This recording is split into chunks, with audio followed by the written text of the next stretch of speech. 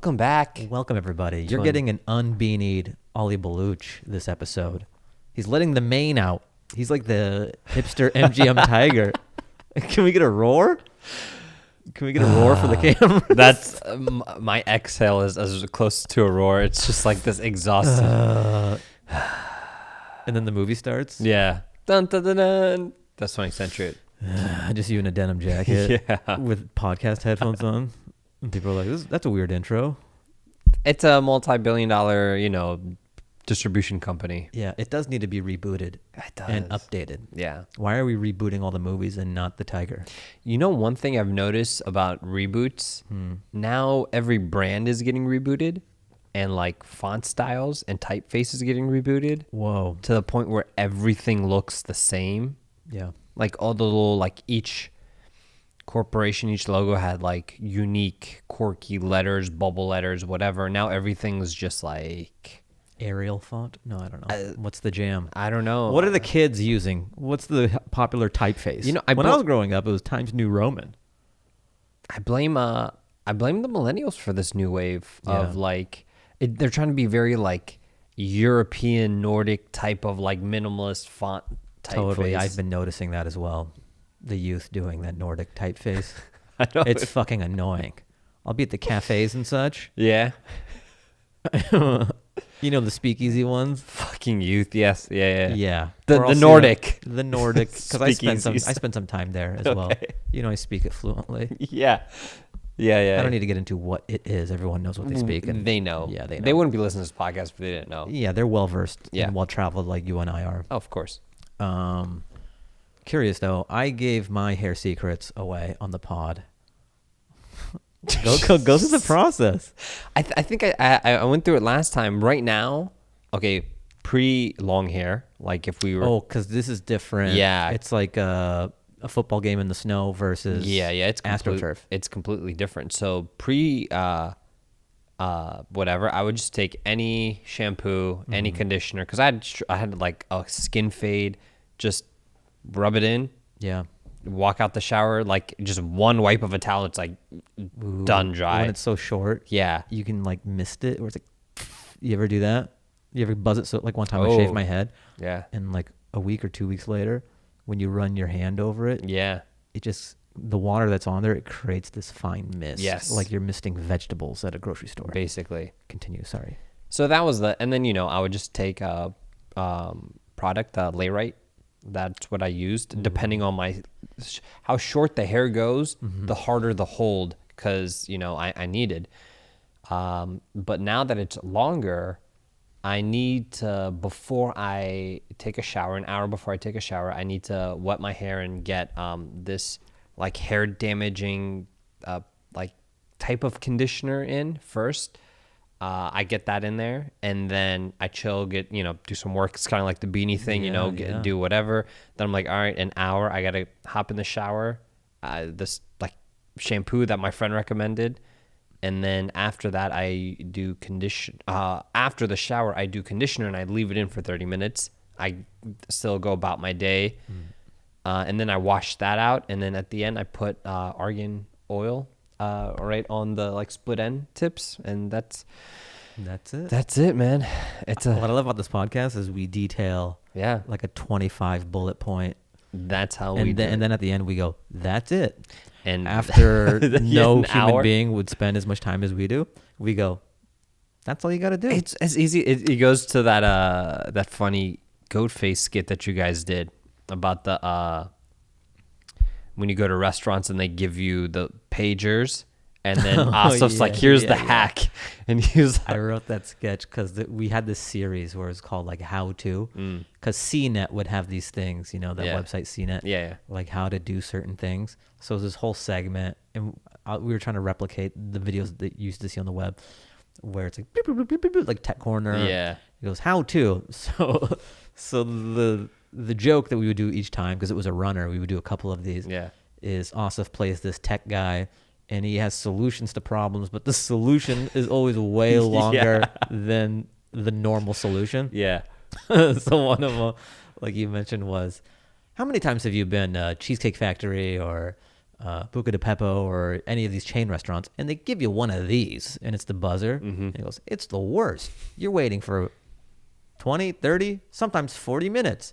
And he's like, well, not anymore. He goes, I'll teach you how to hack into one of these buzzers, and you'll be eating in no time. So it's like, first what you want to do, and it's like detailed steps, is remove the back plate. It's like, tuk, tuk, tuk, tuk, tuk, tuk, tuk, tuk, tuk. All right, now that we've got the 4 screws away, we're going to put them over here. And then he goes, that gives you access to the internal BIOS. And he goes, you're going to have a XLR9325 cable that you can get from Radio Shack, Fry's. And then he just hooks it up. And he goes, then you're going to want to run the BIOS on your laptop. And then we have like this matrix code, or it looks like DOS. Yeah. And he's like, okay. And you're going to have a rudimentary understanding of C++. And so he's typing in all this code. And he's like, oh, that's not working. Like there's a bug in it. He's trying to compile it again. And he's like, that's so weird. And it's just a time lapse of him getting sweatier and just sort of like, I did that already. Why won't it? It's like, of course, this is the problem. Yeah. And then it shows like the time elapsed, and it's like an hour and a half or 2 hours. Yeah. And finally it starts buzzing, and he goes, now you're ready to eat. And it's 3 times longer than if you just waited. The buzzer at Olive Garden. Yeah. One of the funny things about that sketch is we needed a buzzer for the sketch. So I remember I went to, it was my job to get the buzzer. And I play by the rules. Aristotle is a loose cannon. Like he's Axel Foley. Yeah. He'll do anything. I see the world for what it is, just kind of black and white and lines. Yeah. He sees the Matrix. It's like wavy to him. Yeah. He's so good at just bending the rules and Axel Foleying his way through life. Yeah. But I was left to do this task when he's better to do it. And I'm just afraid of authority and all this shit, you know. Yeah. So I had to go to Olive Garden, and I go to Olive Garden, and I'm just kind of like I felt like it was a bank heist. Yeah, like you're about to pull off the biggest heist of your life. Where I'm just trying to get a buzzer. And I was going there, and they go, how many? I go, just me for now, and I think my friends will be joining me soon, maybe 2 or 3. So maybe a table for 4 total. Okay, it's gonna be like a 30-minute wait. Is that okay? Yeah, that's fine. And then she gives me the buzzer, and I'm like, okay, yeah. And I just have to, and I know I have to get away with this thing, right? Yeah.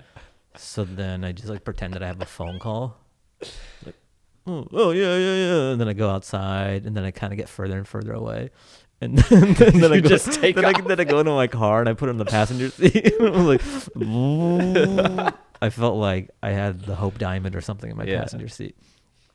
And then as I got further and further away from Olive Garden, it just started buzzing like, oh man, it freaked out. Like it had some sort of, like you I guess that's what happened. If the radius, it goes outside, it starts buzzing. And then in my mind, I'm like, is it notifying the authorities? And then it was fine, but it was just funny how. I wasn't freaking out, but it's just an experience I'm not used to, and I don't like doing that. I was about to ask how you guys got that, but you know. What, the buzzer? Yeah, but that was an authentic Olive Garden buzzer. If you watch the video, it's like an old GOATFACE video called How To, the series. Yeah. I think the GOATFACE YouTube channel is still up there. If no one has seen it before, it's still thriving. All the OG GOATFACE sketches we would do. That's before we had the Comedy Central show. That was just I remember this one time we did we filmed this karaoke video in a Koreatown thing, and then the staff noticed that we were filming and they wanted to charge us extra. Yeah. But then we were like, shit, that's over the and then you're like, we only had X amount of dollars.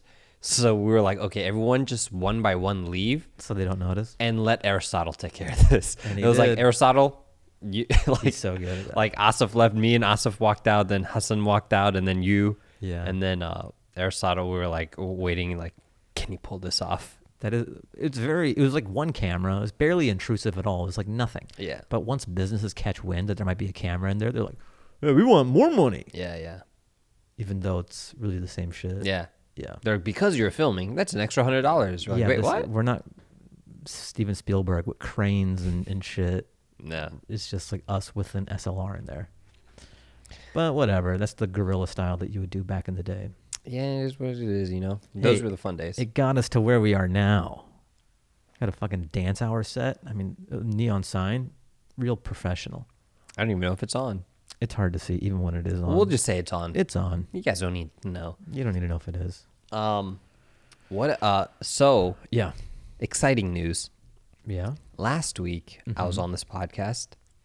I mentioned I might have a loophole to get a vaccination. And I said I didn't want to share until like it was confirmed, until it happened. That is one of the asks from the mailbag. So this will be answering the person up top. Man's got his vaccination. I got vaccinated. Ladies and gentlemen, Ollie Baluch has got his shots. I have Moderna running through my veins right now. Whoa. You know? You're like a superhero. You're like Wolverine. Yeah. Well, that's before they gave me the shot. They had to dip the needle in kryptonite because it couldn't penetrate my skin.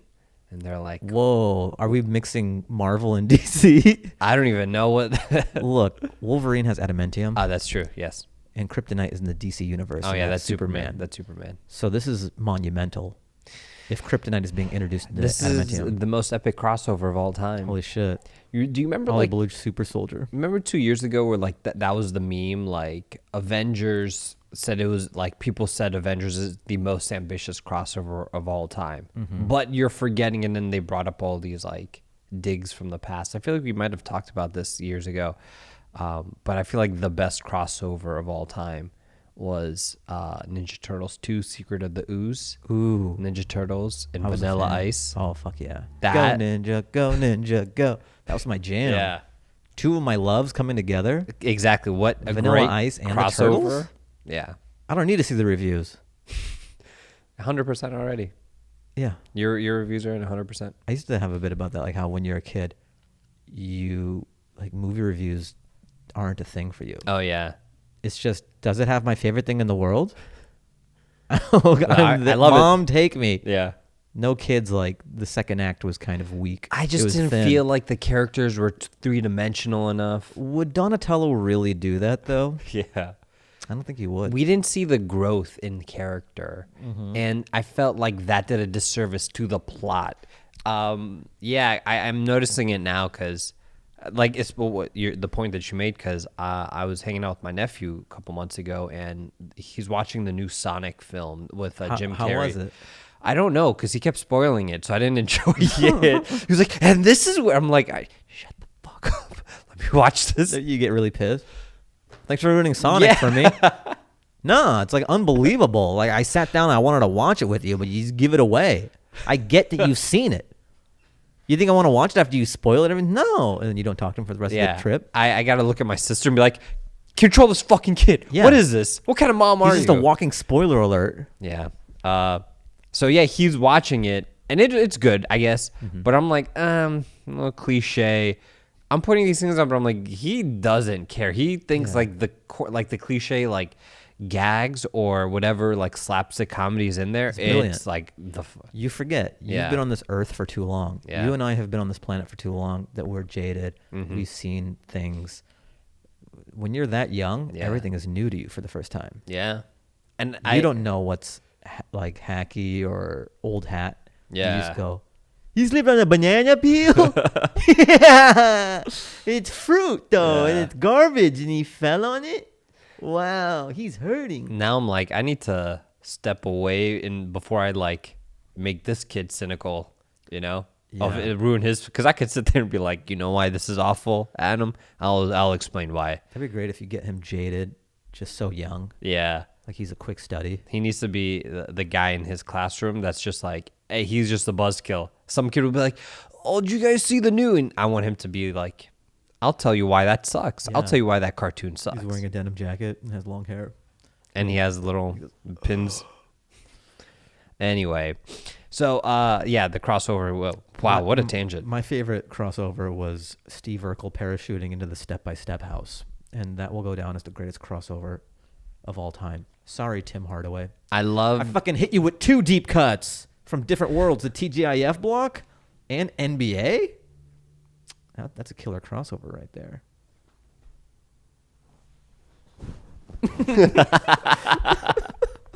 I just had to capstone it with looking down the barrel of the lens. Turn me up in the headphones like Jay-Z. Yeah. Come on, turn me up. Yeah, don't be afraid. There we go. I like the Fresh Prince, Uncle Phil walking into the Family Matters set. Oh, I forget that one. It was like right at the end, the guy like walks in, and Uncle Phil walks in, and they like break character and stuff. And that's pretty cool. I guess they were surprising whatever the guy from Family Matters name was. I can't. Winslow. Officer Winslow. Oh, okay. Yeah. Anyway, so back to the. So yes, I got the vaccine. Basically, what happens is there are only 3 locations at the moment in Los Angeles that do this. At these vaccination centers, you can only get a vaccine if you're a healthcare worker or if you're over like 65 or older. Which is you. Which is me, clearly, you know? All you need is just kind of forge documents and that's it. So 3 of these other locations, before that, all these other locations, they all have extra doses.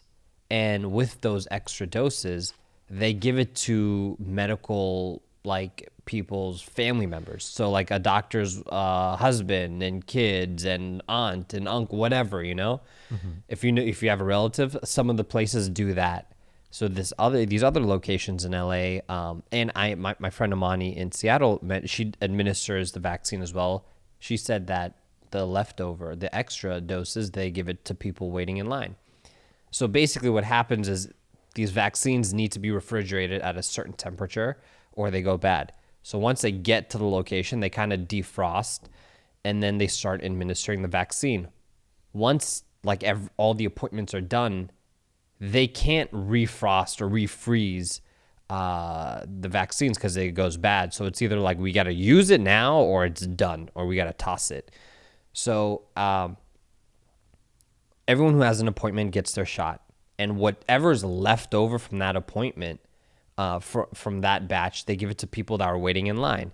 First, they pull out all the people in line that didn't have an appointment but's over 65 and healthcare workers who didn't have an appointment either. They get first priority. After that, whatever's left after these old folks and the medical folks get it, then we get we get the crumbs, basically. You're basically zombies just going, vaccine. Yes. Basically. I'm a skateboarder. I need it. So, because we're like, if we don't get it, they're just gonna literally toss it in the trash. And you guys will have to dig through the trash and shoot yourself. And up. just Monday, because I heard about this Thursday when we filmed, like literally right before we hit record, I got the text and I was reading it out to you guys. So I went on Monday, 4 a.m. I got there. I waited for like 2.5 hours. It was me and this like little like 17-year-old high school kid, and we were just kind of talking, and no one else was there. 6 a.m. rolls around. I'm like, no one's here? This is weird. I heard there's lines around blocks. Some park lady comes around. It's like, oh, you guys here for the vaccine? Yeah, they don't vaccinate on Mondays. I'm like, oh. Okay. Pack up my shit, go back home, and then I'm like, all right, I'm going to do this again on Tuesday. So I go. This time I show up at 2:30. I show up at 2:30. It's freezing cold, 37 degrees. I'm like, LA has no business being this cold. Yeah. As I pull up, these 2 guys pull up with me. I go wait in line. These 2 guys, it's at like a recreational park, like inside of the gymnasium at this recreational park in Encino, like a couple blocks from your house. These guys are just playing basketball for like 2 hours. And I'm like, and it's like 2:30 a.m. And I was just so confused. Like, who's like, hey, bro, let's go ball up at 2:30. Yeah. No, it goes like this. It goes, you up? It goes, yeah. Hoops? Then 2:30. That's like a Nike commercial right there. You up? You think it's a booty call? Like a gay booty call? Yeah. Go, hoops? So if you guys ever see a Nike commercial in the future of 2 guys playing basketball at 2:30 and you find out I directed it, this is where the beginning you think it's a Moonlight situation, but then they're just balling. Anyways, 4:30 the next guy rolls up, and like in a couple minutes later the second or the third group of people roll up, and then slowly like 5:30 6:30 the line kind of gets longer and longer and longer. And the night before, I put up a post on Craigslist for a line holder.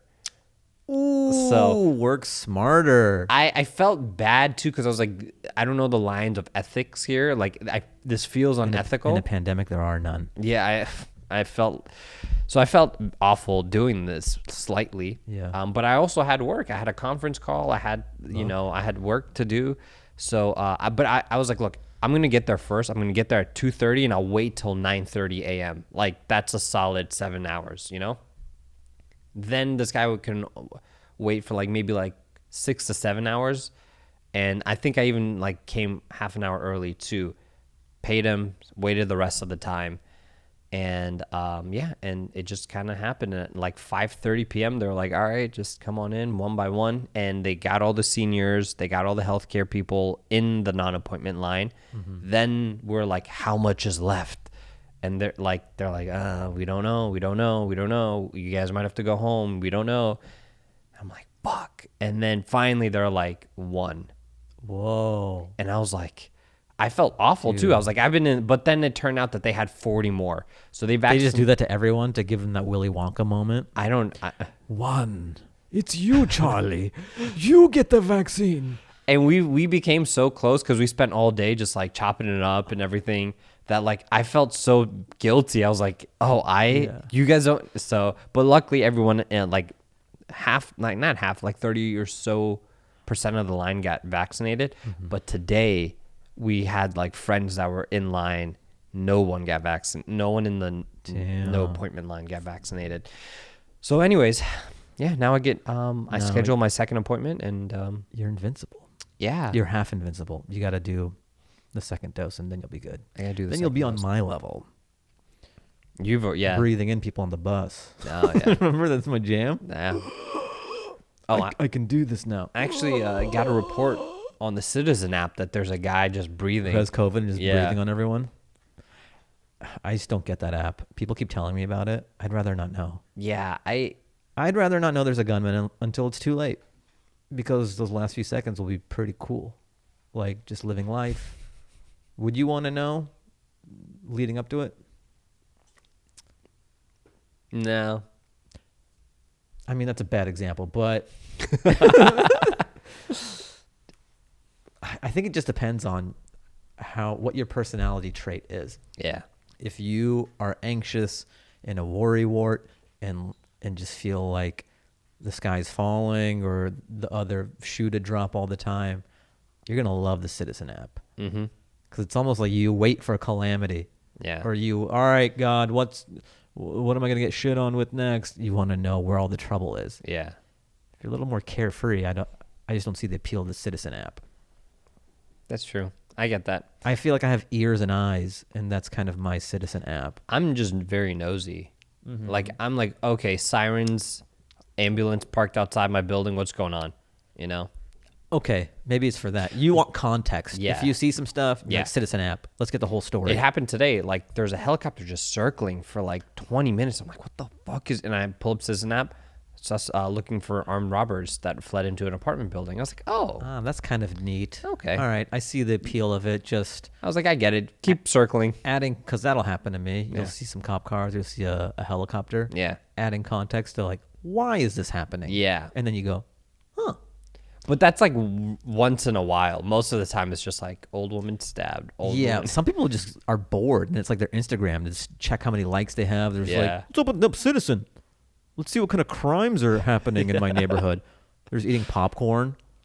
What do you do with that info? If you are recreationally on Citizen, that's like watching beheading videos or something, or people are into that, watching people hang glide into a side of a mountain. Yeah. Some people will be like, hey, watch this video, and it's fucked up.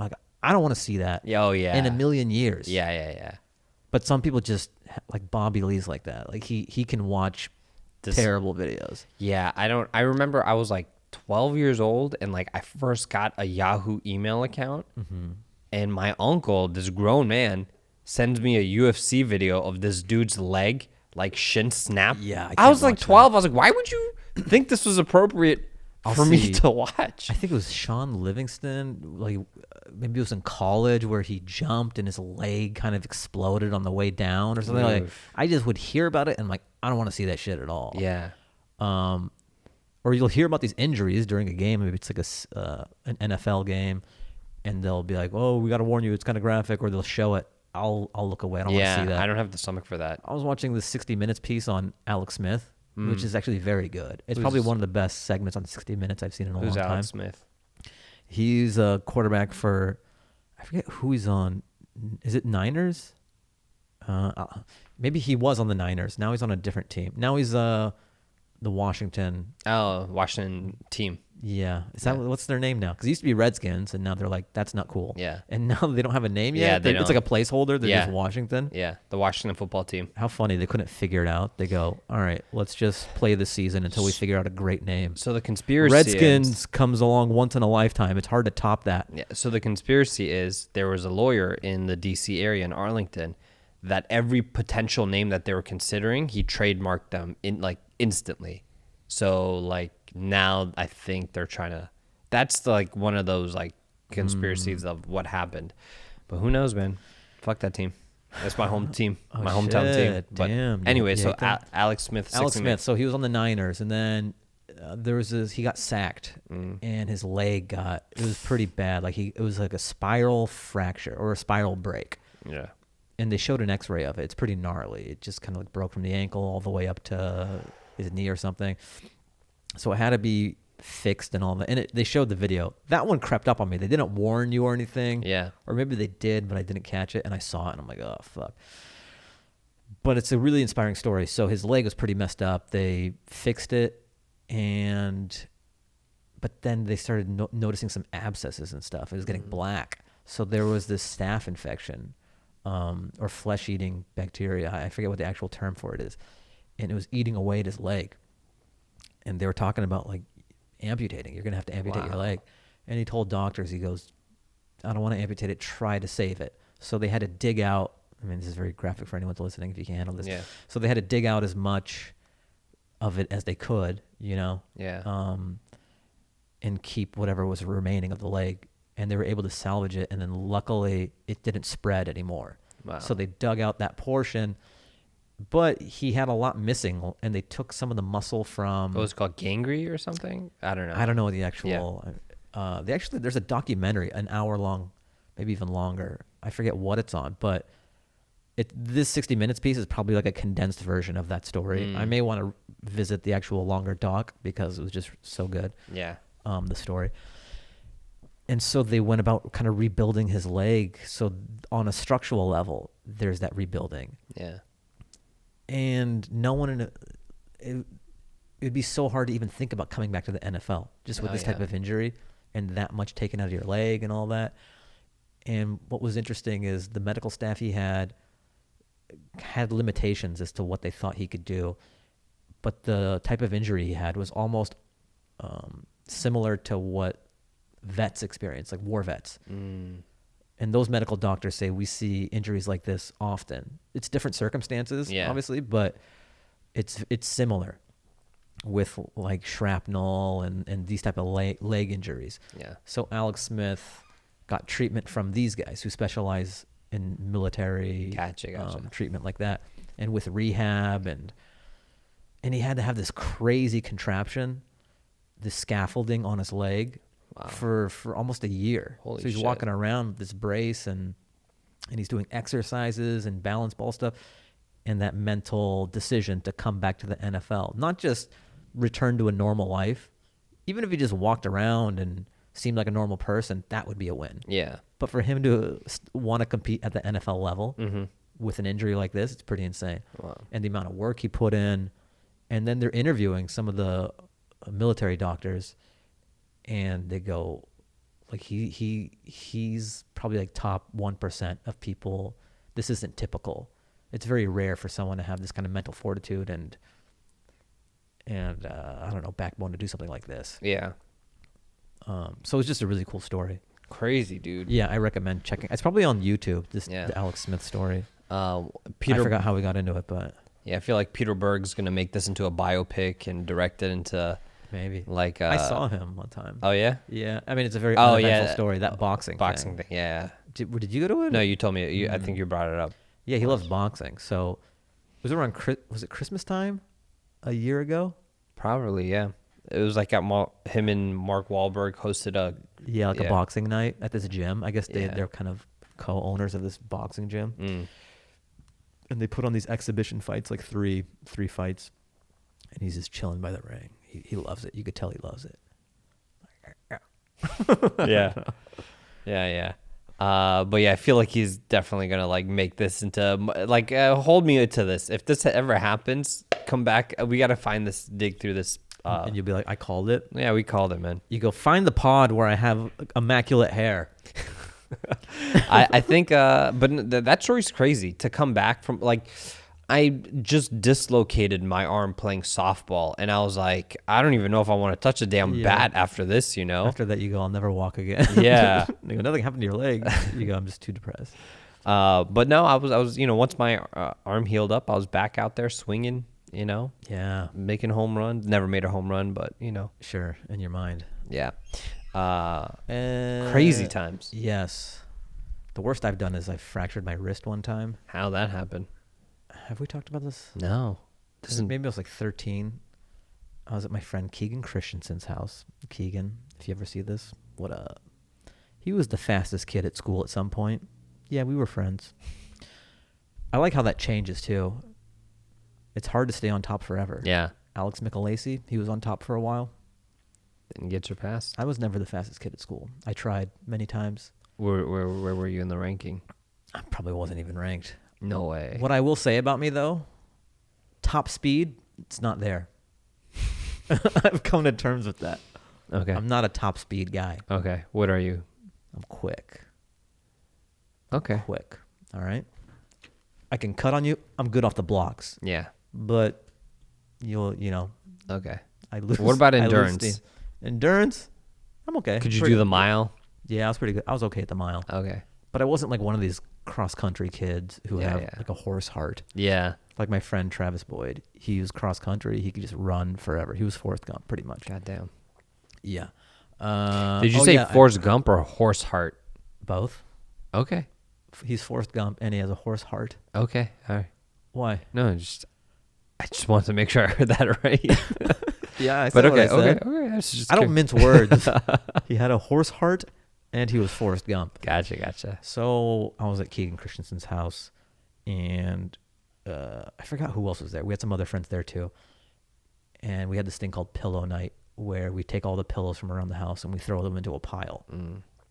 And then he had, how sometimes you go upstairs, and then you turn around and you go up there, and then this overlooks the living room. Yeah. So we would jump from that into the mound of pillows. Yeah. But we would put a sheet over the pillows. Like that's safety. Yeah. I like how I'm explaining. I go, it sounds dangerous, but we had a bed sheet over the mound of pillows. We did exactly the same thing growing up. Yeah. Yeah. It's just good fun. It's just good American fun. So it was great. We were having a blast. Just jumping from there, going up the stairs. Yeah. It was our own amusement park. And then you're supposed to set up the pillows after you go for the person. Yeah. The person in front of me did not set them up that well. Because when I jumped off, my hand kind of went through every crack that it could and didn't hit pillows, and it like hit the ground. And I was like, I felt like, and I'm making 13-year-old kid sounds. Yeah. And then I just remember going, put the sheet over me. that was my gut reaction. Yeah. My instinct was, I just wanted it to be dark. Yeah. I was in so much pain. I wanted darkness. Put the sheet over me. And they put the sheet over me, and I'm just like a lump, just writhing in the sheet. And I was like, I think it might be broken or it might be fractured. And then they're like, no, I don't think it's fractured, or you'd be in a lot more pain. And I'm like, oh, okay. So I just wrapped it up with gauze. I thought maybe I sprained it or something. Yeah. And I went a week. Wow. With this thing. I went to the Pacific Science Center. That's a deep cut for any Seattle people. See how electricity is made and all that. And then it just started hurting a lot. And I went to the doctor. They did an x-ray, and it was fractured. Shit. Yeah. Was that the worst? Oh, yeah. And then the thing is, I couldn't tell my parents how I really broke it because they'd probably be mad. Yeah. In my mind.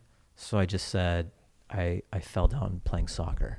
I thought that was a more acceptable excuse than I jumped into a mound of pillows with my friends. Yeah. And then I got old enough and I came clean. That was my thing. Lie and then come clean years later when it doesn't matter. Yeah. Like one time I got a C in 4th grade in spelling. This is before we knew spell check would be a thing. And it doesn't matter. Back then, spelling was a class. Now we have red lines. Right? Yeah. Who needs to spell? Our president didn't need to. That's true. You don't need to know how to spell and you can still be president. Very true. But back in the day, you thought you needed to know how to spell coffee. Right? Is that what what was he trying to write? Was it Kavifi or whatever? Yeah, something like that. So I got a C in spelling, and in an Afghan household, you have to get straight A's.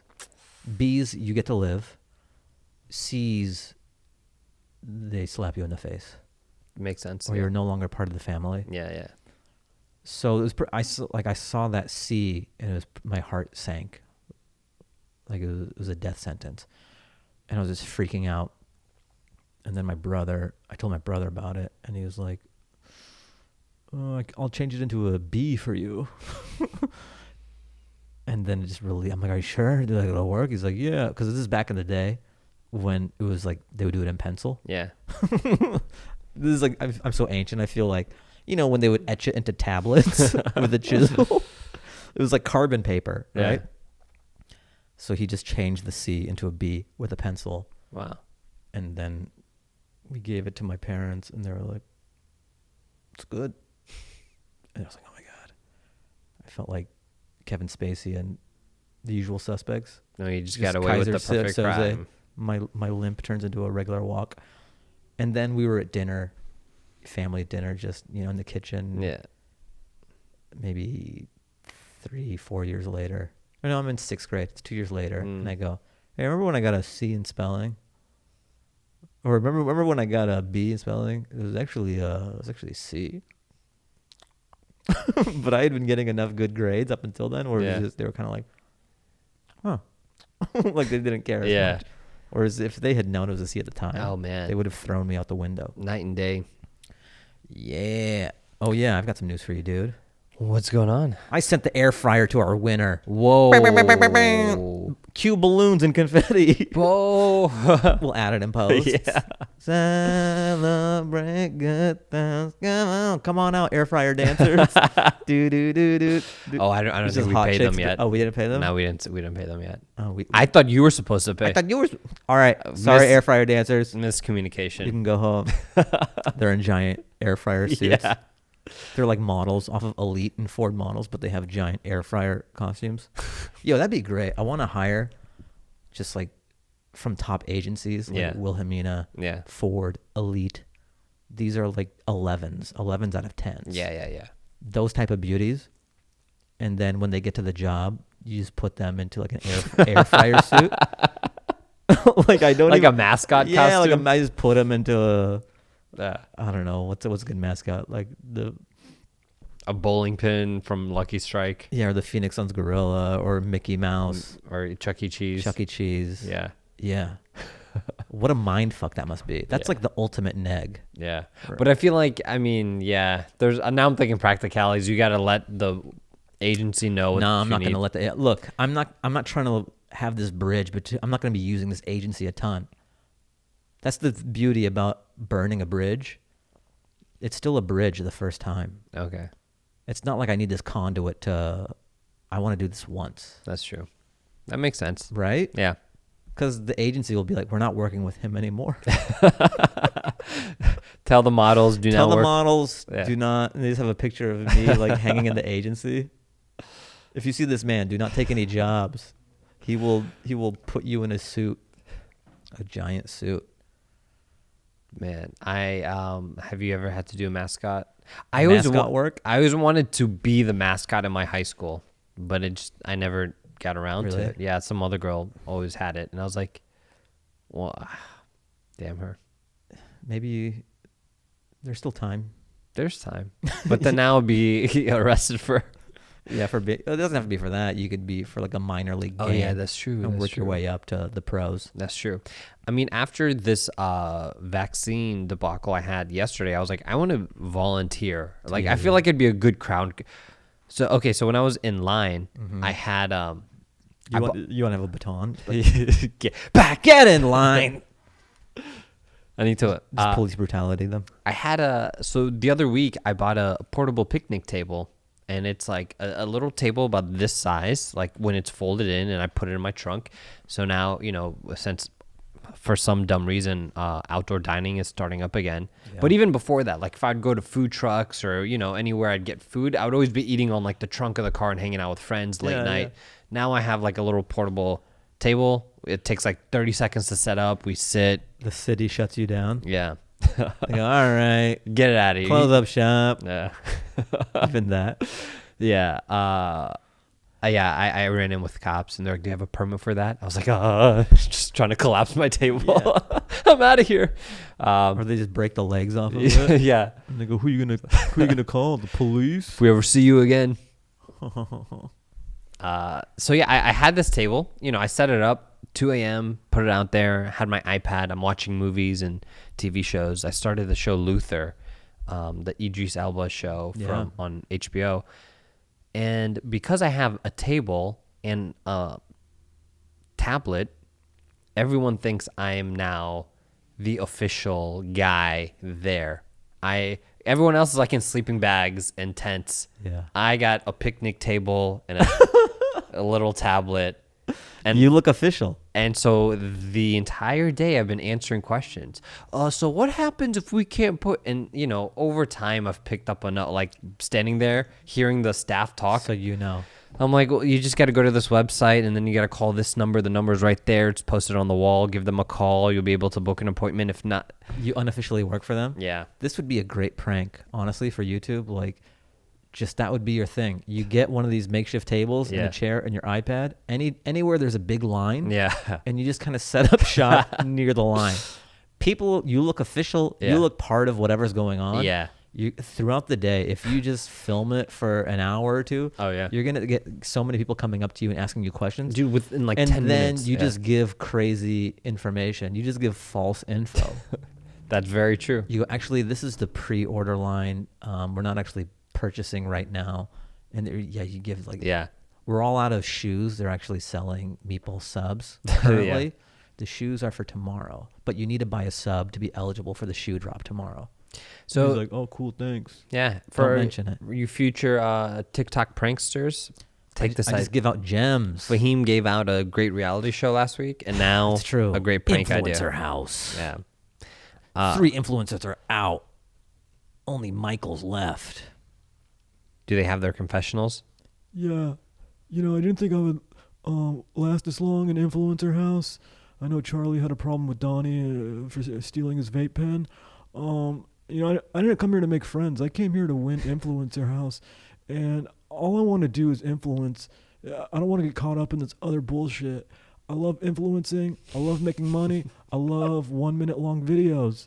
And, if I could change some hearts and minds and get some trends, why not? Pussy ain't bad either. Michael, out. Yeah, I'm going to win this thing. My mom and dad are in the crowd. I want to make you guys proud. Remember when I said I wanted to be an astronaut? What a dumb idiot I was. This is way better. There ain't no pussy in space. Oh, you don't forget. The mom's crying. I want to make people happy. I want to make people happy with my influencing. Sometimes I want to do a dance challenge. Sometimes I want to duet with a sea shanty. Sometimes, I don't know, like I just want to film nature. And on Influencer House, I'm not trying to be something that I'm not. Yeah. Any other questions for Michael? I heard Charlie stole your dance. Yeah, man. That was my thing. And then he took it. He takes vapes and he takes dances. And I'm tired of it. And that's why they're not going to be here in the end of Influencer House. Well, you guys heard it here. We'll see you guys next week at Influencer House. Thank you. Michael, out. Yeah, I made a mistake with this table. Yeah, now you're too official. Now you have a bunch of jobs that you don't get paid for. And the worst is like these are like elderly, like 70-year-old individuals asking me. You work here? How many vaccines are left? The number one question I got was, why are you in line? To you? Yeah, I'm like, to get vaccinated. Yo, are 65-year-olds like trying to bully you? Dude, they're like gatekeepers. They're trying to gatekeep. Snapper, what the fuck you think you're doing here? You'll be fine. They're I'm trying gonna to die. Fucking gatekeep vaccines. Yeah. Like, all right, grandpa. Dude, you dropped your books, young man. Crazy shit happened, right? Yeah. Before I went there, everyone told me, like, look, like my friends who did it the week prior, like, a lot of elderly folks are going to try to cut you. They get priority regardless, but they're going to just try to come in front of you and whatever. So when the line started growing, we all kind of like became friends in line. I was like, hey guys, this is what I heard, you know, like if someone tries to cut us, let's try to let them know. We didn't think it would happen. 2 p.m. rolls around, like 3 p.m. rolls around. So old guy, like probably like pushing late 80s, sets his chair down for like the third spot. And I'm like, we're all looking at each other like, is this really happening? And I'm like, sir, excuse me, the back and I was trying to be as respectful as possible. Sure. I was like, the back of the line is actually over there. He looks at me and goes, I am old enough to be your father. I was like, bro, you're old enough to be my fucking great. But I was like, sir, I meant no disrespect. I'm just saying the line is there. There's other elderly folks ahead of you. He's like, who? Like, and he points to some older guy. He was like, I'm way older than him. Look at my face. Yeah. You think he's older than me? I was like, I'm the oldest motherfucker here. And I'm trying to explain to him, like, I get that. I'm like, look, you're going to get priority regardless, but there are people that were here, older guys here before you. ID's out. ID's out. Let me see your license. Look, I'm old. The COVID has made everyone, it's like a pissing contest for who's oldest just to get the vaccine. Yeah. And then he turns on me being like, why are you even here? Why are you getting this vaccine? I'm like, yeah, you're young. Get out of here. Because motherfuckers are dying. Like, I'm trying to live, yeah, you know? You'll beat it. I won't. I need it. He ended up getting his vaccine too. Like he got pulled in the priority afterwards. But I was sorry about that all back there. Oh, he wasn't sure I was gonna get it. As he was walking past me to get vaccinated, I was like, "Hey, congrats, man! You made it." Fuck you. He gave me the fucking Gran Torino, like Clint Eastwood head. Yeah, I didn't know that was a derogatory. Like, I'm like, did he invent that slur? word? Zipperhead. Yeah. I don't mean to be offensive. I'm just quoting Gran Torino. Apparently, that was a thing during the Korean War. That or the World War II, and there's this whole story about how that word came about towards Japanese Americans, I think, or Korean Americans, or maybe it was the Vietnamese. No, it was before that. Anyways, regardless, there's a history to it. It's crazy when it's been so long, or like slurs go out of fashion, and you don't even. There's a whole generation who don't even know. Oh yeah, that's a slur. You can, but no one would ever piece those words together. Yeah, no one would accidentally say that. Yeah. Yeah, he gave me. Hey, you're not supposed to say that. What? I say that all the time. Why would you use that all the time? I don't know. I just thought it was a thing. No, it's definitely not a thing. I used to say some slurs, unintended. Well, it was a nice run we had. It was so fun doing the pod for as long as it lasted. That was the end of that. I wonder what the time marker is where officially the pod stopped just existing died. Forever. Yeah. The heartbeat died. No, like it goes to like what you were saying. Like I had an elderly neighbor that used to just be like, "Oh, you kid," and like he would just say some crazy things. So I would repeat them. You know, I was like, for years I would repeat them because it was just a funny word. Yeah. And I never knew the history that this was a racial slur. And yeah, I thought it was just like a playful, like, oh, you rascals type thing. Damn. But it wasn't. He was low key. You had no idea. Yeah, until someone was like, no one told me. It was something I was watching one of those like old films from like the 60s. Like it was a film about the 60s. And this guy says it. I was like, oh, shit. And I had to Google it. I was like, oh my God. You texted him? Hey. Like you're that close with this old guy. Hey, I'm watching this movie about the 60s and they say this is a slur. All right, some factoids, dude. You know how I was going to drive to Austin? Oh, yeah. I'm flying, baby. Whoa. I was talking to a friend and he's like, yeah, why don't you just fly there? and you can like Uber, because I'm not going to be driving a ton out there, I think. That's true. And it's sort of like a weight lifted. I really was not looking forward to driving all the way out there. It's a bit grueling. Yeah. So I bought a ticket Sunday. Oh, Sunday. Because I was going to leave Friday after work and just hit the road. And then I would like spend the night, 2 nights at a hotel. But now it's just so great. I'm just chilling until Sunday. And all your bags packed? No. Are you a week ahead packer?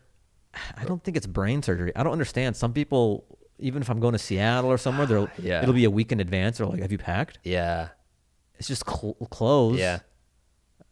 They're like, who needs that much time? They're here in the drawer. All I got to do is just put it in this suitcase. Yeah, like how hard could it be? Like how dumb are some people where they're like, all right, we'll do underwear on Monday and then sweater Tuesday or Wednesday, and then socks. That's going to be 2 days. Oh no, it's creeping up on me. Are you an overpacker? No, I'm good. Okay. I'm like John Rambo if he ever had to pack. Okay. Which he probably doesn't. Yeah. He probably just has a machine gun. He's shirtless. And he's shirtless. Yeah, the only packing, like his body is his suitcase. That's it. That's true. Yeah. Just the tank top, jeans or whatever he has in the woods, the headband, and a machine gun. That's his suitcase. That's the Rambo look. That's the Rambo look. I think he'll take it off if he's shiny enough. Yeah. I think the 2021 look, I think I'm going to start rocking a headband. Yeah? I think that's going to be my... Nice. You're going for Rambo, but you just look Karate Kid. You're expecting everyone to be like, Rambo? And they go, Karate Kid? And you go, no, Rambo. I want to do this as a bit because I'm watching Cobra Kai, the new series. It's so bad. I love it, but it's so bad. I like it. Yeah. It knows what it is. I think the writing is pretty smart, especially given the property. Yeah.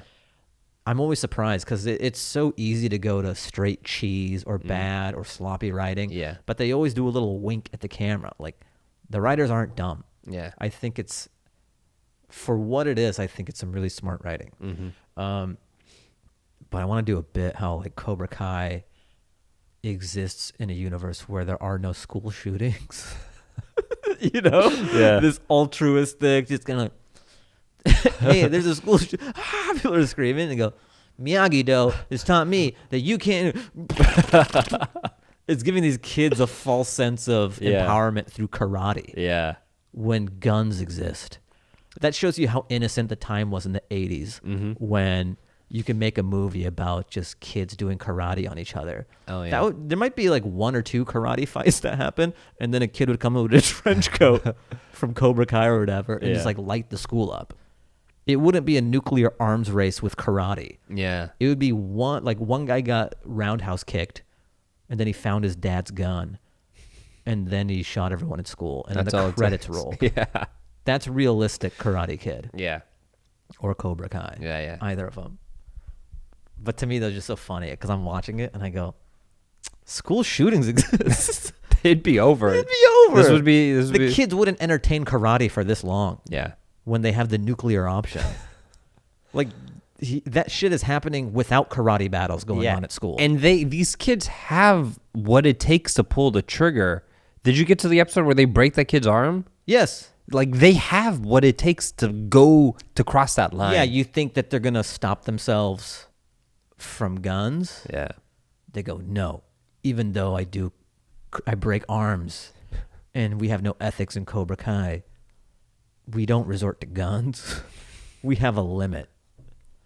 The whole strike first, it really lends itself to going even that far. Yeah. So it's this, you have to suspend your disbelief. Yeah. And go, okay, none of the kids will resort to guns, regardless of what you see on the news every week. Yeah. Flying to Austin. But also what was interesting is I made this decision when everything was like so clamped down. Mm-hmm. And then recently, like 3 days ago, they kind of relaxed it, right? Yeah. So now we're in purple tier. Yeah, which is, Yeah, so and people don't know why now. It's so stupid. It's strange. Like COVID numbers go up, we shut down even more. COVID numbers go down, we reopen. COVID numbers go back up, we close down. And it's just this fucking circle. It's like, why? It makes no sense. It makes no anyway, but whatever. So you made this decision. Yeah, I'm curious as to how it's going to be because I know restaurants will be opening up. I don't think the Comedy Store will be able to open up or do patio shows. No, it'll be kind of the way I'm imagining it'll be like it was before this second super shutdown. Yeah. Which was still kind of cool because there were outdoor shows. I was doing quite a bit of shows, these independent outdoor ones. So it makes the move to Austin but it's getting way colder than it was like in LA. Yeah, true. And also Austin still is more open than LA. Like I'm not trying to go to a rave or anything. Yeah. So the thing is, it'll still be fun. I'm looking at it as an adventure and it's still opened up a bit. Yeah. But it does take a little bit of the wind out of the sails when more shows are going to be sprouting up around LA. Because it was still pretty fun before this second shutdown. But I'm looking forward to just being in a new city for a while and taking this opportunity while I'm doing the Zoom writer's room where I can work from anywhere. Yeah. Because this may not come up again where I can live like this. And that's true. Do it remote and just do stand-up in a new town for a while. I'll be back, but it's just fun. A fun little jaunt. When will you be back, Fahim? I'm playing it by ear. Oh, yeah? I'm just sort of watching LA burn from afar. You just have a one-way ticket? Yeah, I have a one-way ticket. Oh, okay. Yeah. But it's not it's not like it's a one-way and then sayonara. It's just I have the means to just once I see how the news goes. Yeah. And I decide go back to LA. I'm just sort of seeing how things go here. Yeah. Because the way it is right now, if I don't have to be here for that, then why not live somewhere else? That's true. That's a little more, open and fun. I mean, these are bad adjectives. It makes it sound like I'm going crazy. Yeah. But I just mean, look, I write by day, and then I do nothing at night, and I do nothing on the weekends. So I was like, it'd be cool if I could do something at nights and weekends and something that is my craft, which is stand-up. Yeah. So, and the adventure element is cool, so I'm still looking forward to it. But I'll be watching you guys. Okay. I'll be watching you guys, seeing what goes down. Does it go from purple to what's the next color? It's gonna go back to lockdown. You think? Because that's what happens, right? They relax it and they go, oh fuck. Yeah. We're going super duper lockdown. Because winter's coming around, and I think spring break is gonna pop off. I don't know what's gonna happen. People are gonna travel for their spring break in a month and a half, and then bring it back. That's what happened in last time. Yeah. So. What else do I got for you? Oh yeah, we have an air date for the sitcom. Oh. So the show I'm working United on. States of Al. Yeah. Okay. April 1st. Whoa. 9:30. Now, is this a real date or is it an April Fool's joke? That's what I thought. We'll see. That'd be kind of a weird. Yeah. It's not in their best interest to April Fool's an air date. That's true. Okay. Right? We'll take your word for it. It's a new show, number one. Yeah. And then number two to be like, psych. Sorry. Yeah. But tune in on the real air date. We're all going to watch. You lose half of the people who got burned. Yeah, we're all going to watch. We're all going to tune in. Tune in, guys. I'm going to tune in somehow. Somehow. Roku TV. Sure. I'll be watching. Or just go to somebody's house and watch through the living room. You're just fogging it up. And they get creeped out and you go, no, I'm just watching. I'm not going to hurt you. Just go back to what you're watching. Change the channel, go down. Okay, yeah, that's good. Put on the HD version of it, though. This is SD. I think it's the 700 channels when it gets HD. And they let you watch that way? Probably that's Can I get an AirPod just so I can listen in? All right, man. The air date's coming soon, man. Coming soon. All right. Exciting Times, yes. How did our mailbag look this week? Oh, we got a few. Oh, yeah? Hold on, let me check. Oh, yeah. So I told you I sent the air fryer out to our lucky winner. So, yeah. How did that work out? Pretty easy. I just went on Amazon and I sent it to them. To the address? Yeah. Oh. Well, I had to ask them. Well, hold on. Let me see. All right. So the entry, we read it last time. Yes, We yes. even decided, this person's the winner. You decided. I decided. You decided. I just thought it was a very robust. Well, they took the time. Yeah. Look, there was a PhD candidate. There was a pharmacist. We had a lot of this individual a lot of did intellectuals put more initiative in it. Yes, they actually wrote. They treated it like a college admissions letter, which was part of what we kind of asked for. What we asked for. Yeah. They took it seriously, and they did a screen grab of the checked out book. Yeah. Air fryer cookbook. And they've borrowed it. Good Housekeeping air fryer cookbook for 14 days. Good for them. I just like how proactive this person was. Yeah. So I wrote back to them. I go, congratulations. You have won the I Want a Free Air Fryer contest. What is your address so we can send it to you? You must live in the continental United States. I just threw that in there. But that is a point too. I had to ship a giveaway to someone in Sweden. Cost me $100. Yeah. So, because I did this on a lark. Yeah. And once I realized I was going to have to buy someone an air fryer, I was like, oh man, what if the shipping cost is insane? Yeah. This no longer becomes fun. Yeah. I wanted to splurge on the air fryer, not FedEx. That's true. So that's why I said I sort of protected myself with continental United States. And luckily they do. They live in Georgia. Perfect. So Jas, enjoy. She responded. She goes, awesome. Thank you, Fahim. I'm so excited to get it. I live in the metro Atlanta area. Oh, this is Jas was a woman? Yes. Oh, man. I feel Jas was shorthand for the full name. Hojasta. I feel like I've been misgendering her this entire time. Bro. My bad, Jas. You fucked up. I feel I've been saying he this entire time. He checked out the book. He did this. My bad. I had a friend named Just Me. Yeah. I had a friend named Just Me. That's why I just assumed. So that's the trouble. You can't assume these days. Please forgive me. Thanks again, and enjoy your stay in Austin. Well, you enjoy that air fryer. And I said, take a picture. I think because I sent it as a gift. Yeah. You could write something on the gift note. I said, I want a picture of the maiden voyage. Ooh. All right? Yeah. A picture of you next to it smiling because I want you to be happy. Yeah. If you're frowning and I sent you an air fryer, you're done. Give it back. Give it back. And then I want to see the first thing you cook in that thing. That's just fun to know. Yeah. How do you break it in? That's very true. Enjoy. Send us a picture. We'll post it. Yeah, we'll go like, boing. We should do giveaways, monthly giveaways. Monthly giveaways? We'll see. I don't know. We got to come up with more terms than just writing in. We got to do like more challenges, like more initiatives for us that we benefit from. Yeah, because we see zero benefit from this. Yeah. This was just a good a goodwill. This was like I was on an air fryer high. You were like going through your Oprah moment. I was going through my Oprah moment. So it's great. Sure. But it's not sustainable. It's not sustainable. We need to benefit from this. We'll figure out a way. We'll come up with. Yeah, you caught me in my like Mother Teresa moment. Let's get back to Bezos. Yeah. Goddamn. Get my Bezos on. Yeah. All right. This is from Tabarak Sadiq. All right, lads. I'm 31 and I've been married for 5 years. Wow. For the entirety of our marriage, my wife hasn't allowed me to use her loofah in the shower. That's weird, right? That's very weird. We have a kid together, but she thinks it's unhygienic to share a loofah. I feel like you two will have strong opinions on this. P.S. She bought me my own, but I still sometimes spitefully use hers. P.S.S. Can't believe you guys didn't give this healthcare hero air fryer. Whoa. I'll remember that shit when you move here, Ollie. What? Is he's in London, right? I forget, probably, yeah. God damn it. Damn. Please forgive us. But hey, whoa, first of all, this was your fault, okay? You didn't write a compelling letter. You didn't write it. Was this the pharmacist? I guess so. Maybe.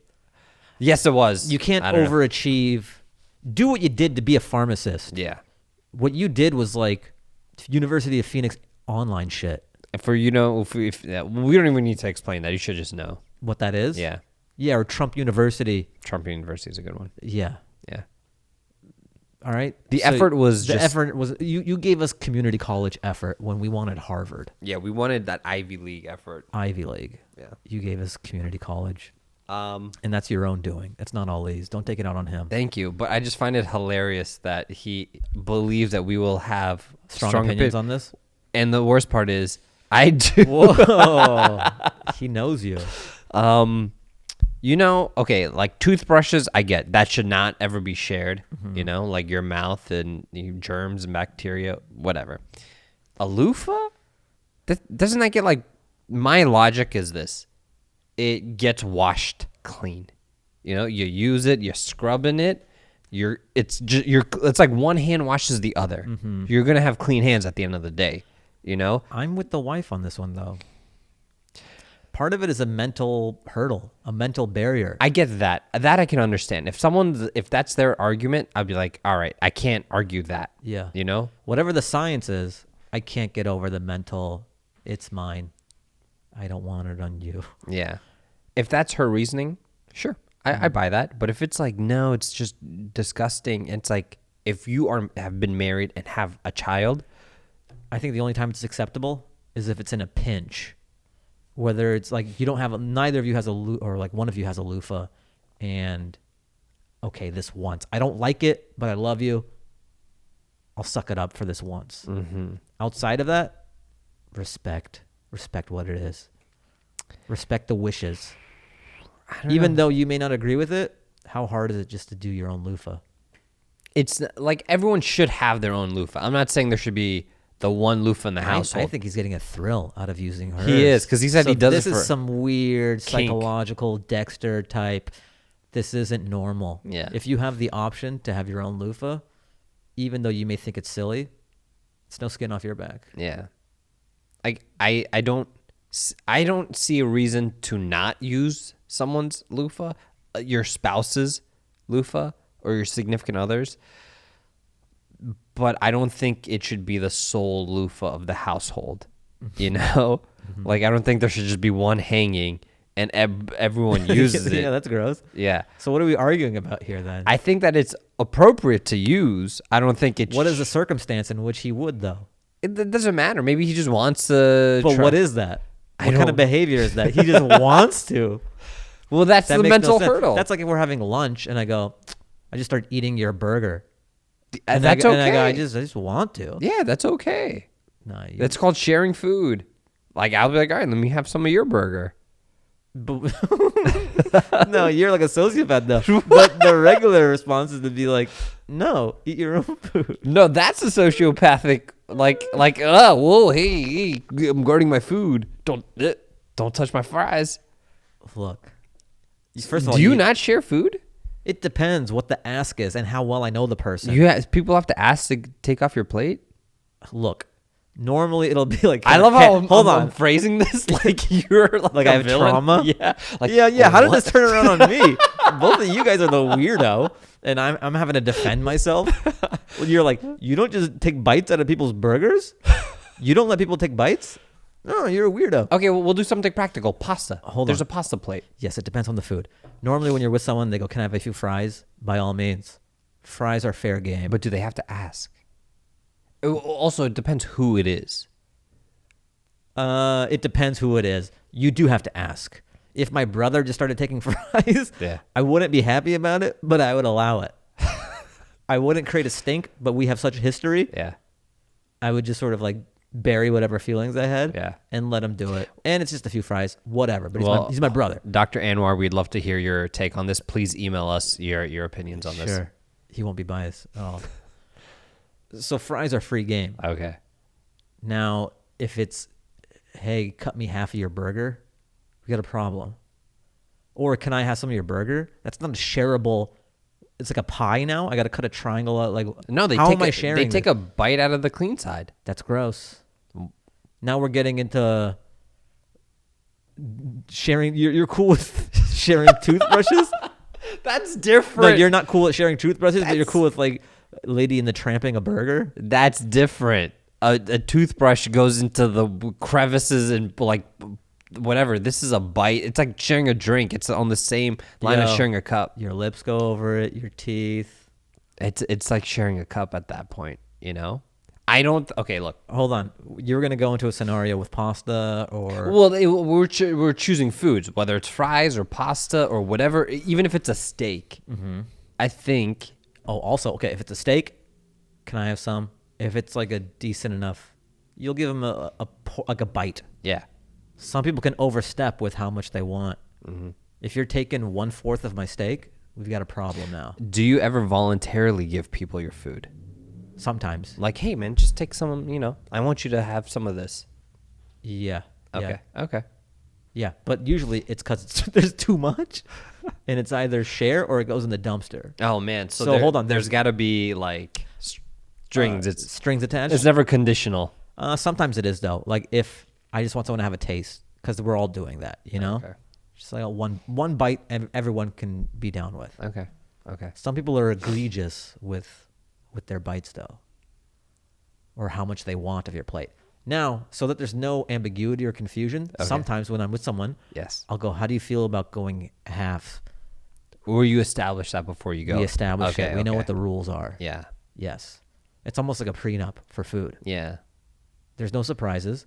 We'll get the chicken parm and we'll get the chicken piccata. Mm-hmm. And we get to have half of each. Okay, that's fair. And it's like a taste test. Yeah.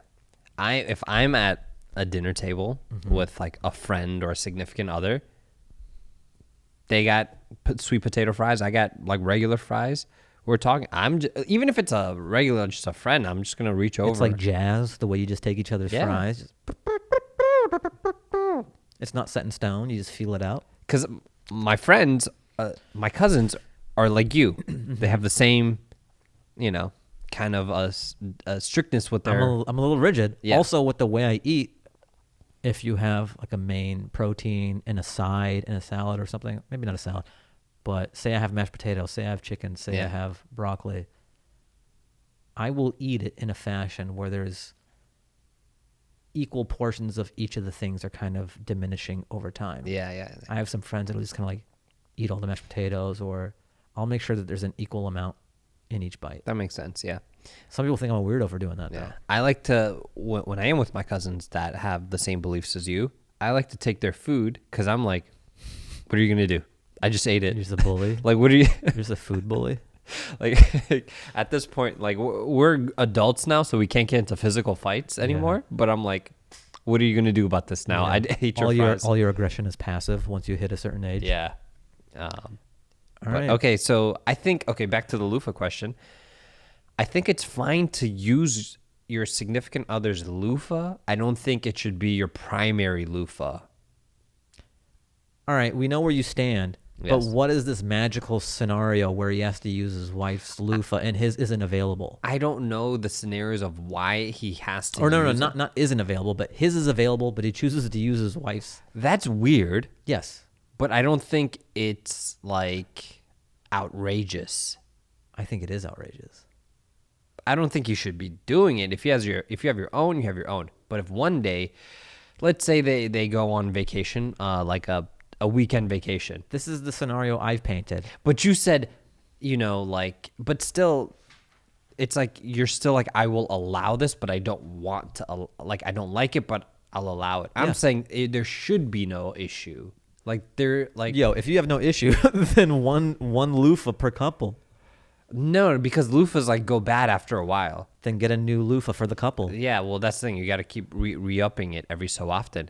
I think everyone should have their own. But if you decide to use your partner's, maybe yours is kind of like pulling at the seams, and you're like, theirs is actually all right. Okay, put together. So I think we're in agreement. If your loofah is sort of not, is the circumstance coming to the end of its life, and it's like for one time. Yeah. Okay. But if you have a perfectly fine loofah, use your own. I used to have a pet peeve with my brother. He would always wear my shoes. He would borrow my shoes. Yeah. And I hated that shit. Why? I just have this mental thing. I hate people wearing my shoes. You know how sisters would share it, take each other's clothes, and then it was a big, I feel like you had that with your shoes. Shoes just, look, maybe it's a mental thing. I just think about clothes? Sweating in the feet.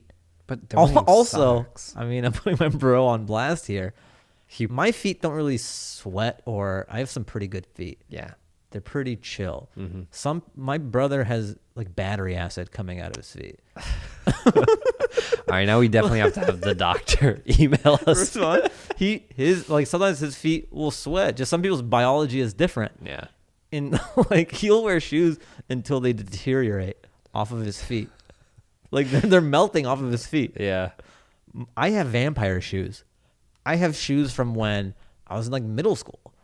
They don't go bad. Yeah. Just the cushioning, but structurally and integrity wise, they're still immaculate. Yeah. So I don't sweat my shoes into disintegration.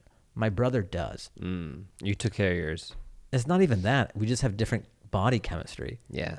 So, and I do kind of take care of mine, I guess. I just, not consciously, I just don't go like on mud runs and stuff. My brother's more careless. So he was like borrowing my shoes all the time. I never borrowed his shoes. He was always borrowing mine. That was like a pet peeve. Now, if it ever comes up, it's so rare. I think it was when it was happening constantly, and when you're younger, it becomes a point of contention. Yeah. But yeah, so this is like maybe this is why the loofah situation is striking me pretty hard. Yeah. But this is your significant other. This is someone that you've exchanged bodily fluids with. Mm-hmm. And you did it because you thought that they would understand the situation, and they don't. So but it's like if I don't even know who the mother of my child is. If that's as far as you can go, loofah's nothing. Loofah's nothing in the bigger picture, you know. But I don't think it should be again your default loofah. But the shoe thing, we really explored. I didn't think that we would spend. We went on a lot of explore this much loofah. Yeah. Yeah. All right. There's that. All right, this is from Arham. Another one from him. Goals for New Year's. Hey, Fahim and Ali. I know it's almost February, but Happy New Year's. Are there any New Year's resolution that you guys have made that you guys are trying to follow? Also, what are your thoughts on Valentine's Day? Thanks, Arham. We talked about New Year's resolutions. I don't do that shit. Yeah, Fahim doesn't. I do it on the fly. I live life, and then if I need to make some changes, I'll do it then. Yeah. I don't wait for the sun to go around the earth one time. It took me a while. I was like, was it rotation or going around the earth? I got it, though. I've just been working out a little bit more often. Just jump roping. That's what I do, too. Yeah. When the pandemic hit, I was like, do I get a treadmill? And then I read some stuff that a jump rope is pretty good. Yeah. Go, that's way cheaper. Yeah. $5, $8 off Amazon. I'll do that. Yeah. And then also, what are your thoughts on Valentine's Day? This is good. All right. I had a thought on this. Okay. I have no opinions, just putting that out there. Yeah. I don't know if this is Valentine's Day specifically, but Valentine's Day is an entry point into this thought. I think a lot of times just the thought of romance or the understanding of romance as we know it in cinema and just pop culture, it's always like the guy has no spine or no dick. It's always like, I'm nothing without you. You complete me. Yeah. I'm a shell of a man. Like romance in America and maybe the world too is just sort of putting women on this pedestal. Yeah. I'm scum. I'm a caveman without you. Yeah. You are the best thing ever. I'm nothing. Someone was talking about this. Matthew McConaughey touched on this. I think he was with Marc Maron on his podcast, and because he was like the rom-com king for like the early 2000s, and he would always have to be like, I can't be that guy, because his argument was the same as yours. A woman would not want to be with a guy that's like, please. I have that bit in my first special. You know, the Cecil one where it's like, I can't sleep without you. I can't have seen eat. that. Yeah. I need you in my life. So that is the popular version of romance, or our understanding of it in popular culture, where it's this, I'm scum, but well, you complete me. Women are better than men and all that. And even the Valentine's Day cards are in that vein as well. Like, you're the best thing, blah, blah, blah. And it's almost like you have no value. And I've had this thought, because I've been in relationships before too. Like, I think the most romantic thing that could be in a Valentine's Day card, but wouldn't sell, it wouldn't sell at all. But I honestly think it's the most powerful and romantic sentence or thought or phrase, is you would open it up and it would say, I can live without you, but I don't want to. That's pretty, yeah. I think that is like healthy love in a nutshell. Yeah.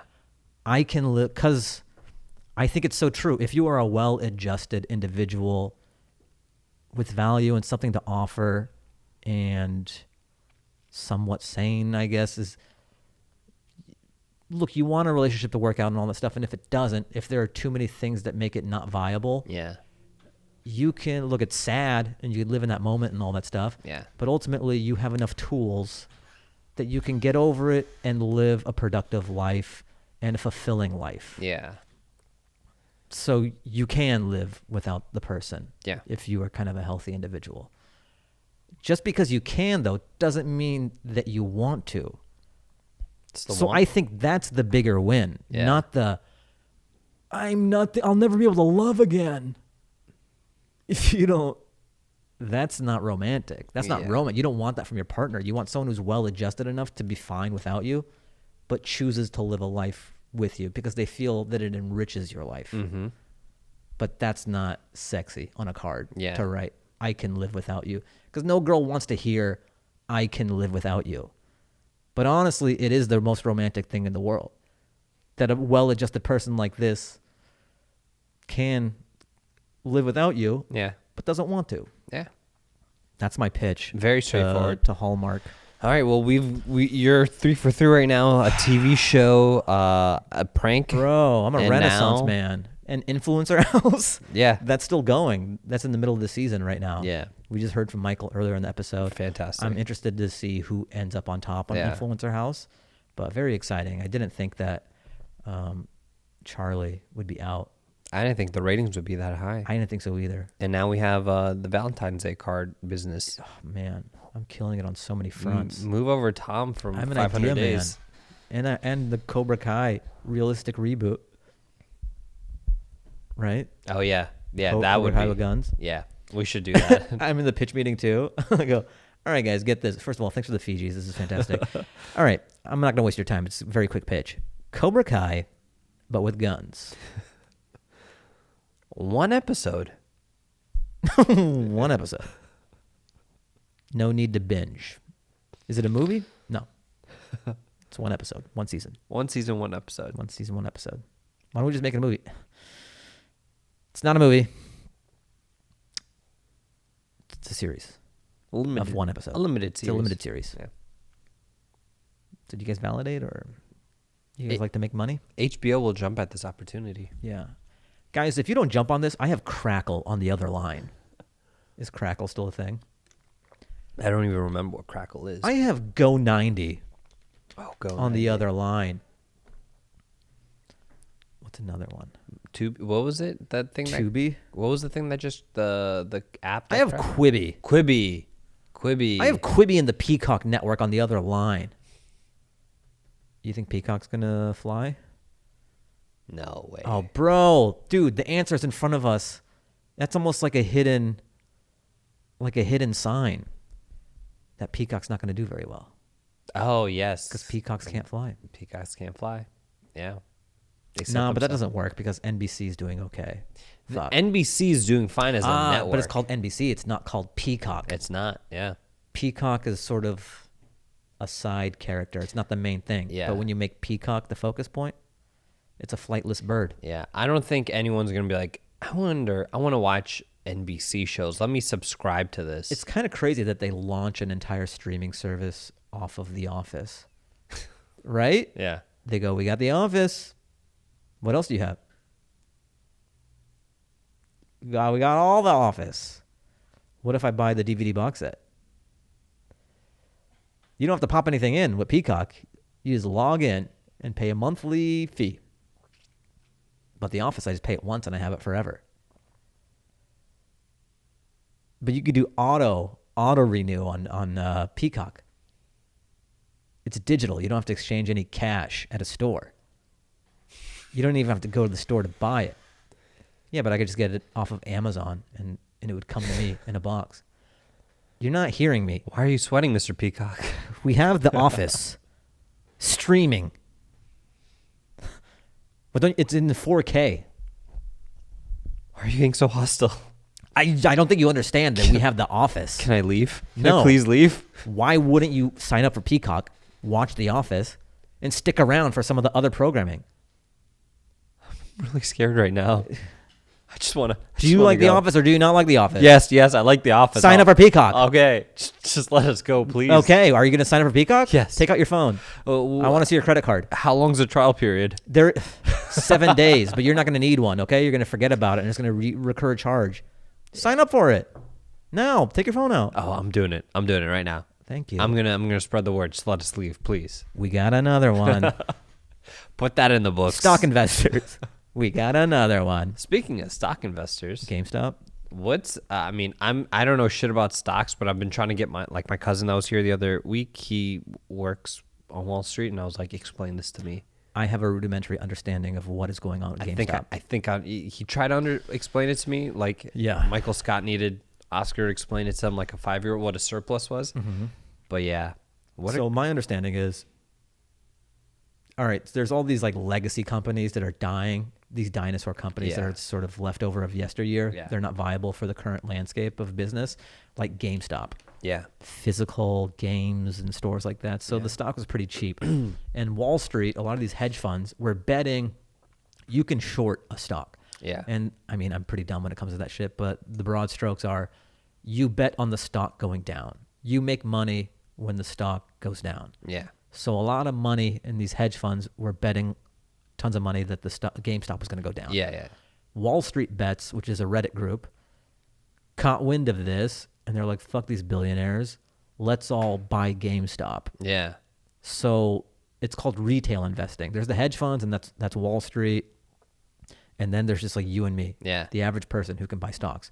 So with Reddit, they were able to organize and sort of form this campaign organically to start buying GameStop, to make the stock go up and make all these billionaires lose money on their prediction that it would go down. Yeah. So it's been going up and up and up. It went from like $3 or I forget what it was at its basement. Yeah. But now it's almost at 400. Wow.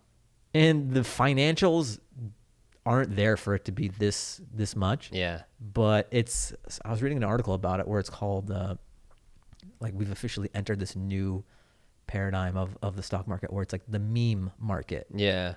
And it's kind of exciting that the power of the people to move the market, like I don't know, what are these, like Bears and Stearns or whatever. All these big too big to fail banks have been doing it. Yeah. Goldman Sachs and Goldman. All these well-funded hedge funds have been fucking the regular man and woman for so long, just pooling all this money and making the markets move however they want it to, and just like we lose money. Yeah. And now I'm reading that the SEC is gonna like look into it, and then also TD Ameritrade was trying to limit like GameStop, how much you could buy and all that. Wow. Because it's affecting the Hollywood elitist or the Wall Street elitist baby blood people. I'm going to talk to these guys at the next meeting at the bar. I'm going to be like, yo, what's up? I don't know if the Wall Streets do baby blood, though. I think... Oh, they don't? I Just think Coke? I don't know. What's the drink of choice? So I saw the comments on that. So did I. It was really... There's someone who genuinely believes that... on that? Oh, yeah. Okay. I was talking about this thing, but finish yours. Yeah, there are people who like... Think that I'm one of those guys? No, that it's a thing. Yeah, I know. It's like, you got to watch this documentary, bro. Listen to this podcast. Anyone who tells me to listen to a podcast to understand something, that's when I kind of tune out. I'm like, okay, thank you. I don't have time for that. Send me a TikTok that wraps it all up. 7 reasons why baby blood is a real thing. It's delicious. Yeah. But now AMC's on the up and up, because they betted on AMC taking a tank. Yeah. So this is a new thing. The and power this of the people. Again, this is our week-old takes. Week-old takes. You heard it here, 50th. All right, one more we got. This is from Sam Swindle. Bestiality subject heading. Oh. Thank you, Ollie, for asking the tough questions. Here's the answer. The moment a person intentionally swaps fluids with their dog, it's bestiality. Parentheses, saliva and beyond. Interesting. End of debate. That was my favorite episode yet. Thanks, guys. No, thank you for your take. Well, okay, so I just want to reiterate. Mm-hmm. When an individual allows their dog to lick their face, maybe not even in the mouth, but on their face, it just says this guy likes to get his face licked. Regardless of species. Because he's sitting there like, no one's gotten their face licked and they've not enjoyed. Well, like when these people allow their dogs, like, when I see it in public, they're not like, oh, please stop. They're like, oh. That's a good point. And I'm like, you're weird. Yeah. Because again, they blame the dog. Yet why are you sitting there for a minute? But then if he had a significant other and we allowed that to happen in public, I think we would stop That should be a social experiment. We need to film people. That's a good point. A guy getting his face licked over here and a guy licking his significant other, or the significant other licking his face, and seeing what people are outraged about. Well, please, we have kids here. Stop licking that man's face. Yeah. And stop making that face that you enjoy. Oh, you're cool with this? Yeah. But you're not cool with... There we go. Yeah. Anyways. Double standards. Mic drop. All right, we got one more. Oh, I missed this one. Sorry. This is from Jana Tillman. Fahim and Ali. Hey, salam, Fahim and Ali. My name is Jana, and I'm a big fan of the podcast and other content you create. You guys never fail to make me laugh. I went to go see Fahim perform at the Comedy Store. Parentheses, one of my favorite memories. Oh, that's nice. Whoa. And there's 3 exclamation points on that. Back in March, literally a few days before everything shut down and the first lockdown happened. They had already started to advise people to stay at home, but I risked my life and the lives of my family and friends for you, Fahim. And it was totally worth it. Wow. Ali, the best on your movie. I know you'll kill it, sorry, I can't read. All the best on your move. I know you will kill it wherever you are. Will you guys still do the podcast while Fahim is in Austin? Please consider making that chicken documentary. I would like to see Ali as the Sacha Baron Cohen of the chicken spots. By the way, I think it's awesome that Ali likes bands like Linkin Park and Rage Against the Machine. As a hijabi metalhead, finding other Muslims who are also into rock and metal is like finding a needle in a haystack. Ali, I also think the French suck balls. But have you heard of the band Gojira? They're a French metal band that I am fond of. You should check them out if you haven't already. I have not. Fahim, you have an interesting you have an interesting taste in music. I think you would actually enjoy 80s goth music. I can just see you jamming to anything by The Cure or Bauhaus. I was about to say The Cure. I like The Cure. Yeah. Listening to you guys joke about Dr. Toll was wholesome. Who's Dr. Remember Dr. Toll? The Troll? Oh, yeah, Troll. Was that? I can't read today, dude. Dr. Troll. The lights are too moody. Okay, Dr. Troll, yes. Yes, Dr. Troll. The very decorated yes, academic. who does TED Talks and very esteemed. That was the dumbest shit I've ever said in my life, but the best. Also, I laughed my ass off when y'all brought up the bestiality topic. The latex septic swimmers are a no for me. Have you guys seen the people who dress up in latex dog suits and like to be walked and stuff? Quite fascinating. It was nice to hear your experience and opinions on shrooms some podcast ago. There's this mufti that I like who has some pretty interesting views on the connection between psychedelics and spirituality. Oh. Ali, if you'd like, I can send you his links. Please do. I would be fascinated. Okay, bye for now. Much love, Jenna. All right, well, Jenna, I appreciate your how takes. Cool. She sent a picture of the marquee from, I think it's the last night I performed at the Comedy Store before the shutdown. The marquee is Bobby Lee, Steve Byrne, Kirk Fox, me, Mary Lynn Rice Cub. How cool. Let's post that. Thanks for the pic. I do remember that night. There was hand sanitizer put in because everyone's trying to figure it out. Yeah. Little did I know. It felt like it was getting close to a lockdown or something. It was weird, but yeah, I'm so glad I did it. Because that's when like the NBA shut down. Yeah. It was like that night almost. Yeah. But it was kind of a great memory. Just, I knew things were weird, and I didn't know. I didn't know it'd be like this. Yeah. But I'm glad that I could squeeze what little I could of that place to the last moment. Yeah. Instead of like, I performed there 4 weeks before the shutdown. I literally performed maybe the night before the shutdown. Wow. So cool you were there, and flattered that you came out during all of that. We've hit it, dude. All right. End of the bag. So before Fahim lets us out with a banger, yes. Take a moment to subscribe to the YouTube channel, Fahim Anwar. We have a new YouTube channel, Fahim Anwar, or Dance Hour Clips, or what's it? Yeah, it's youtube.com/Fahim Anwar Dance Hour Clips. Dance Hour Clips. Go there, subscribe. A lot of the podcast segments will be chopped up and broken up into smaller clips. Doses. Maybe you're eating lunch. You don't have time for a full pod. And, subscribe, leave a comment, like the video, and you could do more. Yeah, you could do more. Just do better.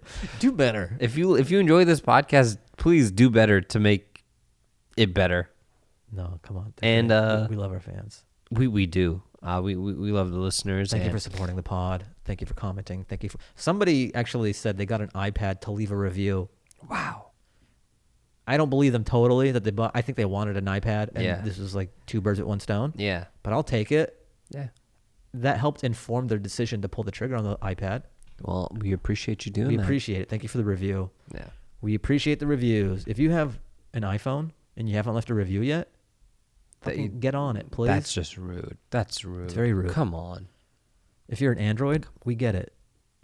You have enough problems. Sorry, Ollie. Samsung for life. I'm getting a new Samsung soon. Samsung S21. Ooh. How do we make it work? We have an iPhone and an Android on the same show. Well, you used to be an Android man, so it's still in you. I guess it's still in you. I'm like Blade. Yeah. Daywalker. I have both. I switch between the Android world and the iOS world. My mom was bit by Steve Jobs and a Korean guy.